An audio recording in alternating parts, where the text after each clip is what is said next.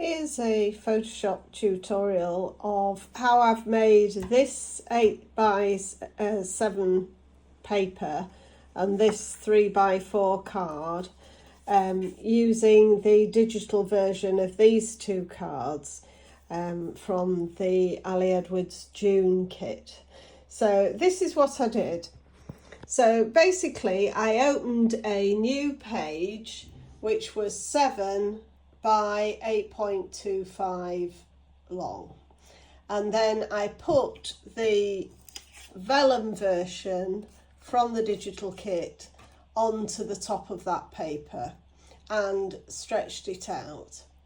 And then what I was hoping was that if I duplicated that into a second layer, I could make the pattern match, which I did do actually. So if I unlink, I'll show you that. So what I did was I went over to my layers palette and I did right click, duplicate this layer, and it produced another layer on top of the first layer, and then I dragged it down to where I thought it were overlapped, which is somewhere about there where you can't see the join.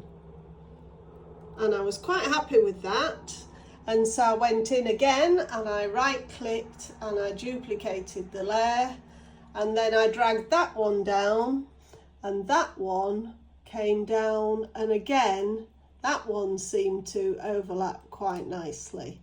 So I managed to get all three on top of each other to make a full page.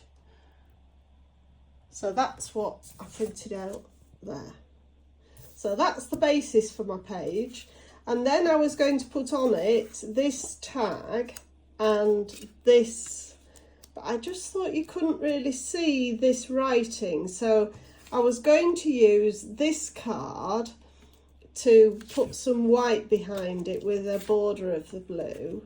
So what I've done is I've made a card that is 3x4 that I can use as a backing for this vellum, so that it sits quite nicely on there and you can see the writing. So to start with, I thought about making it from this, but then I realised I could make it from this vellum again. So I opened the vellum, this back to a 6x4 size here. So I opened it from the digital kit, and then I went into the resize or crop tool here, clicked on the crop tool and made it 3x4 and click.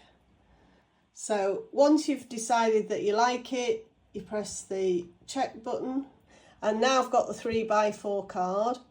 And then I've gone into the rectangle tool, and you've got a choice at the bottom here, and there's normal rectangle, but there's also rounded rectangle, and I noticed on this one it had rounded corners in the white.